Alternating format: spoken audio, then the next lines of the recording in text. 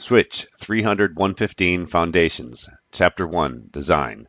Cisco has refined a hierarchical approach to network design that enables network designers to organize the network into distinct layers of devices. The resulting network is efficient, intelligent, scalable, and easily managed. The access layer exists where the end users are connected to the network. Access switches usually provide layer 2 VLAN connectivity between users. Devices in this layer, sometimes called building access switches, should have the following capabilities: low cost per switch port, high port density, scalable uplinks to higher layers, high availability, ability to converge network services, that is data, voice, and video, security features, and quality of service. The distribution layer. The distribution layer provides interconnection between the campus network's access and core layers. Devices in this layer, sometimes called building distribution switches, should have the following capabilities: aggregation of multiple access layer switches, high layer 3 routing throughput for packet handling, security and policy-based connectivity functions, QoS features, scalable and redundant high-speed links to the core and access layers. In the distribution layer, uplinks from all access layer devices are aggregated or come together. The distribution layer switches must be capable of processing the total volume of traffic from all the connected devices. These switches should have a high port density of high-speed links to support the collection of access layer switches. VLANs and broadcast domains converge at the distribution layer, requiring routing, filtering, and security. The switches at this layer also must be capable of routing packets with high throughput. Notice that the distribution layer usually is a layer 3 boundary where routing meets the VLANs of the access layer. A campus network's core layer protocols provide connectivity between all distribution layer devices. The core, sometimes referred to as the backbone, must be capable of switching traffic as efficiently as possible. Core switches should have the following attributes: very high layer 3 routing throughput, no costly or unnecessary packet manipulations, meaning access lists or packet filtering, redundancy and resilience for high availability, and advanced QoS functions. Devices in a campus network's core layer or backbone should be optimized for high-performance switching because the core layer must handle large amounts of campus-wide data. The core layer should be designed with simplicity and efficiency in mind. You can divide enterprise campus networks into the following basic elements or building blocks. Switch block, a group of access layer switches together with their distribution switches. This is also called an access distribution block, named for the two layers that it contains. Core, the campus network's backbone, which connects all switch blocks. Other related elements can exist. Although these elements do not contribute to the campus network's overall function, they can be designed separately and added to the network design. For example, a data center containing enterprise resources or services can have its own access and distribution layer switches, forming a switch block that connects into the core layer. In fact, if the data center is very large, it might have its own core switches too, which connect into the normal campus core. Recall how a campus network is divided into access, distribution, and core layers. The switch block contains switching devices from the access and distribution layer. The switch block then connects into the core layer, providing end-to-end connectivity across the campus. As the network grows, you can add new access layer switches by connecting them into an existing pair of distribution switches. The distribution layer must be sized according to the number of access layer switches that are aggregated or brought into a distribution device. Consider the following factors: traffic types and patterns, amount of layer 3 switching capacity at the distribution layer, total number of users connected to the access layer switches, geographic boundaries of subnets or VLANs. Switch block size should be based primarily on the following: traffic types and behavior, size and number of common workgroups. A switch block consists of two distribution switches that aggregate one or more access layer switches. Each access layer switch should have a pair of uplinks, one connecting to each distribution switch. All layer 3 connectivity is contained within the access layer, and the distribution layer has only layer 3 links. Without any potential layer 2 loops, the switch block can become much more stable and much less reliant on any mechanisms to detect and prevent loops. Also, because each access switch has two dedicated paths into the distribution layer, both links can be fully utilized with traffic load balanced across them. In turn, each layer 3 distribution switch can load balance traffic over its redundant links into the core layer using routing protocols. You should become familiar with a few best practices that can help with the redundant hierarchical network design. Design each layer with pairs of switches. Connect each switch to the next higher layer with 2 links for redundancy. Connect each pair of distribution switches with a link, but do not connect the access layer switches to each other unless the access switches support some other means to function as one logical stack or chassis. Do not extend VLANs beyond distribution switches. The distribution layer should always be the boundary of VLANs, subnets, and broadcasts. Although layer 2 switches can extend VLANs to other switches and other layers of the hierarchy, this activity is discouraged. VLAN traffic should not traverse the network core. A core should consist of 2 multi-layer switches that connect 2 or more switch blocks in a redundant fashion. A redundant core is sometimes called a dual core because it is usually built from 2 identical switches. Chapter 2, Switch Operation. Consider a simple network that is built around many hosts that all share the same available bandwidth. This is known as a shared media network and was used in early legacy LANs made up of Ethernet hubs. The Carrier Sense Multiple Access Collision Detect (CSMA-CD) scheme determines when a device can transmit data on the shared LAN. When more than one host tries to talk at one time, a collision occurs, and everyone must back off and wait to talk again. This forces every host to operate in half-duplex mode by either talking or listening at any given time. In addition, when one host sends a frame, all connected hosts hear it. When one host generates a frame with errors, everyone hears that too.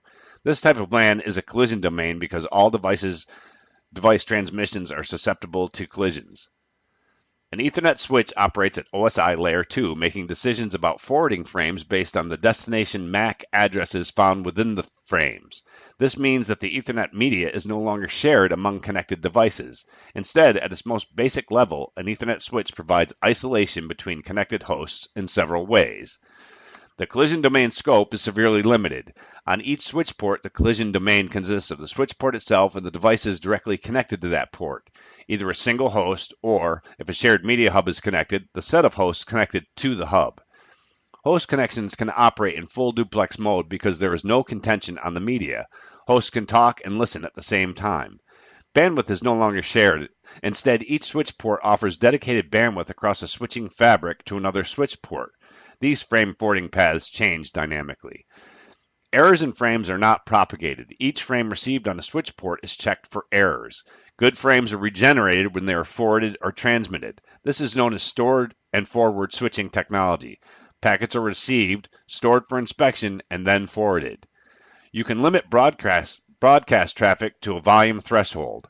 Other types of intelligent filtering or forwarding become possible. Incoming frames also include the destination MAC address. Again, the switch looks up this address in the address table, hoping to find the switch port in VLAN where the destination address is attached. If it is found, the frame can be forwarded out the corresponding switch port. If the address is not found in the table, the switch must take more drastic action. The frame is forwarded in a best effort fashion by flooding it out all switch ports assigned to the source VLAN. This is known as unknown unicast flooding because the location of the unicast destination is unknown. As the ingress queues are serviced and a frame is pulled off, the switch must figure out not only where to forward the frame, but also whether it should be forwarded and how. 3 fundamental decisions must be made, 1 concerned with finding the egress switch port and 2 concerned with forwarding policies. All these decisions are made simultaneously by independent portions of switching hardware and can be described as follows. Layer 2 forwarding table. The frame's destination MAC address is used as an index or key into the content addressable memory or CAM or address table. If the address is found, the egress switch port and the appropriate VLAN ID are read from the table. If the address is not found, the frame is marked for flooding so that it is forwarded out every switch port in the VLAN. Security ACLs. Access control lists can be used to identify frames according to their MAC addresses, protocol types, IP addresses, protocols, and layer 4 port numbers. The ternary content addressable memory, or TCAM, contains ACLs in a compiled form so the decision can be made on whether to forward a frame in a single table lookup. QoS ACLs.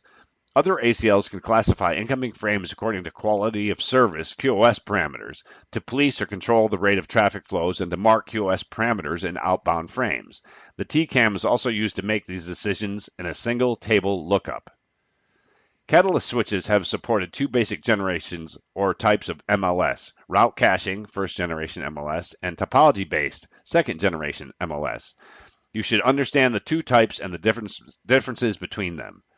Route caching: the first generation of MLS requiring a route processor, RP, and a switch engine, SE. The RP must process a traffic flow's first packet to determine the destination. The SE listens to the first packet and to the resulting destination and then sets up a shortcut entry in its MLS cache. The SE forwards subsequent packets belonging to the same traffic flow based on shortcut entries in its cache. This type of MLS also is known by the names NetFlow LAN switching, flow-based or demand-based switching, and route once, switch many. The RP must examine each new traffic flow and set up shortcut entries for the SE. Even if this method isn't used to forward packets in Cisco iOS-based Catalyst switches, the technique can still be used to generate traffic flow information and statistics. And topology-based. The second generation of MLS, utilizing specialized hardware, is also organized with distinct RP and SE functions.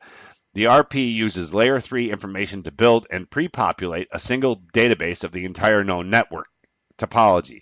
This database becomes an efficient table lookup in hardware and is consulted so that packets can be forwarded at high rates by the SE. The longest match found in the database is used as the correct Layer 3 destination. As the routing topology changes over time, the database contained in the hardware can be updated dynamically with no performance penalty.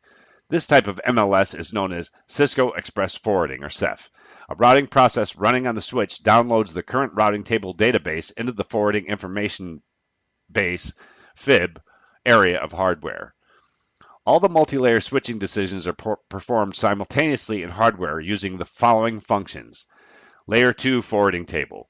The destination MAC address is used as an index into the CAM table. If the frame contains a Layer 3 packet that needs to be forwarded from one subnet to another, the destination MAC address will contain the address of a Layer 3 port on the switch itself. In this case, the CAM table results are used only to decide that the frame should be processed at Layer 3. The L3 forwarding table. The FIB table is consulted, using the destination IP address as an index. The longest match in the table is found, both address and mask, and the resulting next hop Layer 3 address is obtained. The FIB also contains each next hop router's Layer 2 MAC address and the egress switch port and VLAN ID so that further table lookups are not necessary. Security ACLs. Inbound and outbound access lists are compiled into TCAM entries so that decisions of whether to forward a packet can be determined as a single table lookup. And QoS ACLs. Packet classification, policing, and marking all can be performed as single table lookups in the QoS TCAM. As with Layer 2 switching, the packet finally must be placed in the appropriate egress queue on the appropriate egress switch port. During the multi-layer switching process, some portions of the frame must be modified or rewritten, just as any router would do. For example, the destination MAC address in the inbound frame contains the address of the next hop destination, which is the ingress Layer 3 interface on the multi-layer switch. Once the FIB table is consulted, the next hop router IP and MAC addresses are found. The next hop Layer 2 address must be put into the frame in place of the original destination address. The frame's Layer 2 source address also must become that of the multi-layer switch's egress interface before the frame is sent on to the next hop. As any good router must do, the time to live value in Layer 3 packet must be decremented by 1. Because the contents of the Layer 3 packet, the TTL value, have changed, the Layer 3 header checksum must be recalculated. And because both Layers 2 and 3 contents have changed, the Layer 2 checksum must be recalculated. In other words, the entire Ethernet frame must be rewritten before it goes in the egress queue. This is also accomplished efficiently in hardware. To forward packets using the simultaneous decision processes described in the preceding section, the packet must be MLS ready and must require no additional decisions. CEF can directly forward most IP and IPv6 packets between hosts. This occurs when the source and destination addresses, both MAC and IP, are already known and no other IP parameters must be manipulated. Other packets cannot be directly forwarded by Ceph and must be handled in more detail. This is done by a quick inspection during the forwarding decisions. If a packet meets criteria such as the following, it is flagged for further processing and sent or punted to the switch CPU for process switching. That would be ARP requests and replies, IP packets requiring response from a router, TTL has expired, maximum transmission unit MTU is exceeded, fragmentation is needed, and so on. IP broadcasts that will be relayed as unicast, dynamic host configuration protocol DHCP requests, IP helper address functions, routing protocol updates, Cisco discovery protocol packets, packets needing encryption, packets triggering network address translation or NAT, legacy multi-protocol packets. As you might expect, packets that are punted to the CPU cannot be forwarded as efficiently as ones that can be forwarded in hardware directly. The additional processing takes additional time and consumes CPU resources. Ideally, all packets should be forwarded in hardware, but that is not always possible. All Catalyst switch models use a CAM table for Layer 2 switching. As frames arrive on switch ports, the source MAC addresses are learned and recorded in the CAM table. The port of arrival and the VLAN both are recorded in the table, along with a timestamp. If a MAC address learned on one switch port has moved to a different port, the MAC address and timestamp are recorded for the most recent arrival port. Then the previous entry is deleted. If a MAC address is found already present in the table for the correct arrival port, only its timestamp is updated. Switches generally have large CAM tables so that many addresses can be looked up for frame forwarding. However, there is not enough table space to hold every possible address on large networks. To manage the CAM table space, stale entries, addresses that have not been heard from for a period of time, are aged out. By default, idle CAM table entries are kept for 300 seconds before they are deleted. You can change the default setting using the following global configuration command, MAC address-table aging time. By default, MAC addresses are learned dynamically from incoming frames.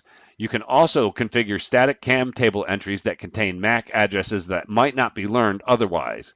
To do this, use the following global configuration command, MAC address-table static. Include the VLAN and interface if necessary. Ternary content addressable memory. In traditional routing, ACLs can match, filter, or control specific traffic. Access lists are made up of one or more access control entities, or ACEs, or matching statements that are evaluated in sequential order. Evaluating an access list can take up additional time, adding to the latency of forwarding packets. In multi-layer switches, however, all the matching process that ACLs provide is implemented in hardware called a TCAM. With a TCAM, a packet can be evaluated against an entire access list with a single table lookup. Most switches have multiple TCAMs so that both inbound and outbound security and QoS ACLs can be evaluated simultaneously, or entirely in parallel with a Layer 2 or Layer 3 forwarding decision. The Catalyst iOS software has two components that are part of the TCAM operation, the Feature Manager, or FM. After an access list has been created or configured, the Feature Manager software compiles or merges the ACEs into entries in the TCAM table. The TCAM then can be consulted at a full frame forwarding speed. And the Switching Database Manager, SDM. On some Catalyst switch models, the TCAM is partitioned into several areas that support different functions. The SDM software configures or tunes the TCAM partitions, if needed, to provide ample space for specific switching functions. However, the TCAM is fixed on Catalyst 4500 and 6500 platforms and cannot be repartitioned. TCAM structure. The TCAM is an extension of the CAM table concept. Recall that a CAM table takes in an index or key value, usually a MAC address, and looks up the resulting value, usually a switch port or VLAN ID. Table lookup is fast and always based on an exact key match, consisting of binary numbers made up of two possible values, 0 and 1 bits. TCAM also uses a table lookup operation, but is greatly enhanced to allow more abstract operation. For example, binary values 0s and 1s make up a key into the table, but a mask value also is used to decide which bits of the key are actually relevant. This effectively makes a key consisting of three input values, 0, 1, and X, which is the do not care bit values, a threefold or ternary combination. TCAM entries are composed of value, mask, and result. combinations. Fields from frame or packet headers are fed into the TCAM, where they are matched against the value and mask pairs to yield a result. As a quick reference, these can be described as follows. Values are always 134-bit quantities consisting of source and destination addresses and other relevant protocol information. All patterns to be matched. The information concatenated to form the value depends on the type of access lists. Masks are also 134-bit quantities in exactly the same format or bit order as the values. Masks select only the value bits of interest. A mask bit is set to mark a value bit to be exactly matched or is not set to mark a value bit that does not matter. The masks used in the TCAM stem from address or bit masks and ACEs. Results are numeric values that represent what action to take after the TCAM lookup occurs. Whereas traditional access lists offer only a permit or deny result, TCAM lookups offer a number of possible results or actions. For example, the result can be a permit or deny decision, an index value to a QoS policer, a pointer to a next hop routing table, and so on. The TCAM is always organized by masks, where each unique mask has 8 value patterns associated with it. For example, the Catalyst 6500 TCAM, one for security ACLs and one for QoS ACLs, holds up to 4096 masks and 32,768 value patterns. The trick is that each of the masks value pairs is evaluated simultaneously or in parallel, revealing the best or longest match in a single table lookup. The TCAM in a switch is more or less self-sufficient. Access lists are compiled or merged automatically into the TCAM, so there is nothing to configure. The only concept you need to be aware of is how the TCAM resources are being used. You can use the show platform TCAM utilization exec command to get an idea of the TCAM utilization. Compare the used number of entries to the max value. Chapter 3, Ethernet Concepts. Ethernet is based on the carrier sense multiple access collision detect CSMA-CD technology, which requires that transmitting stations back off for a random period of time when a collision occurs. If a station must wait its turn to transmit, it cannot transmit and receive at the same time. This is called half-duplex operation. Ethernet switching addresses this problem by breaking a shared segment up into many individual segments. An Ethernet switch can allocate a dedicated amount of bandwidth by each of its interfaces or ports. The resulting increased network performance occurs by reducing the number of users connected to an Ethernet segment. In effect, collisions are less probable and the collision domain is reduced in size. Ideally, each switch port is connected to only one end user, which in turn limits the collision domain to that single switch port. Because switched Ethernet can remove the possibility of collisions, stations do not have to listen to each other to take a turn transmitting on the wire. Instead, stations can operate in full duplex mode, transmitting and receiving simultaneously. Full duplex mode further increases network performance by effectively doubling the net throughput on each switch port. LAN PHY, PHY, interconnects switches in a campus network, predominantly in the core layer. WAN PHY, PHY, interfaces with existing synchronous optical network SONET or synchronous digital hierarchy SDH networks that were typically found in metropolitan area networks or MANs. The link speed is determined by electrical signaling so that either end of a link can determine what speed the other end is trying to use. If both ends of the link are configured to auto-negotiate, they will use the highest speed that is common to them. A link's duplex mode, however, is negotiated through an exchange of information. This means that for one end to successfully auto-negotiate the duplex mode, the other end also must be set to auto-negotiate. Otherwise, one end will never see duplex information from the other end and won't be capable of determining the correct mode to use. If duplex auto-negotiation fails, a switch port always falls back to its default setting, which is half duplex, because it offers the safety of collision detection. A port can operate in half duplex, full duplex, or auto-negotiated mode. Auto-negotiation is allowed only on UTP 10100 and 10-1000 ports. In this mode, the port participates in negotiation by attempting full duplex operation first, and then half duplex operation if full duplex operation is not successful. The auto-negotiation process repeats whenever the link status changes. Be sure to set both ends of a link to the same speed and duplex settings to eliminate any chance that the two ends would be mismatched. By default, a catalyst switch detects an error condition on every switch port for every possible cause. If an error condition is detected, the switch port is put into the error disable state and disabled. You can tune this behavior on a global basis so that only certain causes trigger any port being disabled. Use the following command in global configuration mode: error disable detect cause. By default, ports put into the error disable state must be re-enabled manually. This is done by issuing the shutdown command in interface configuration mode followed by the no shut command. Before you re-enable a port from the error disable condition, you should always determine the cause of the problem so that the error disable condition does not occur again. You can decide to have a switch automatically re-enable an error disable port if it is more important to keep the link up until the problem can be resolved. To automatically re-enable an error disable port, you must first specify the error disable causes that can be re-enabled. Use the following command in global configuration mode: error disable recovery cause. If any error disable causes are configured for automatic recovery, the error disable port stays down for 300 seconds or 5 minutes by default. To change the recovery timer, use the following command in global configuration mode: error disable recovery interval. You can set the interval from 30 to 86,400 seconds, which is 24 hours.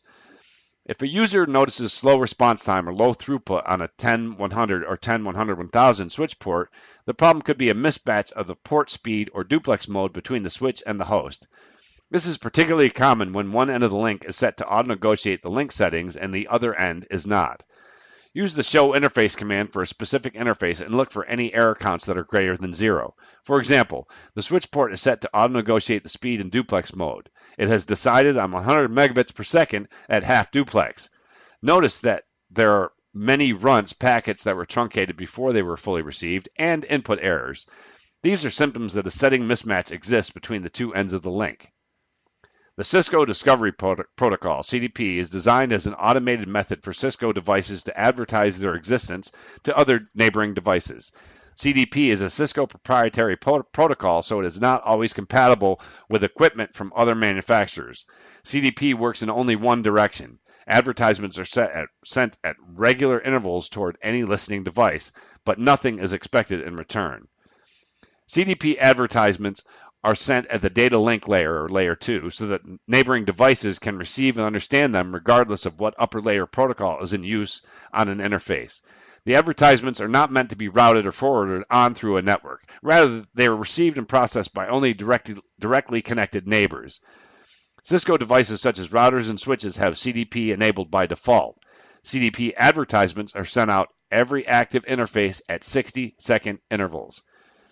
The Link Layer Discovery Protocol, LLDP, is similar to CDP, but is based on the IEEE 802.1ab standard. As a result, LLDP works in multi-vendor networks. It is also extensible because information is advertised by grouping attributes into type length value structures, or TLV. For example, a device can advertise its system name with one TLV, its management address in another TLV, its port description in another TLV, its power requirements in yet another TLV, and so on. The LLDP advertisement then becomes a chain of various TLVs that can be interpreted by the receiving device. By default, LLDP is globally disabled on a catalyst switch. To see if it is currently running or not, use the show LLDP command. You can enable or disable LLDP with the LLDP run and no LLDP run global configuration commands, respectively.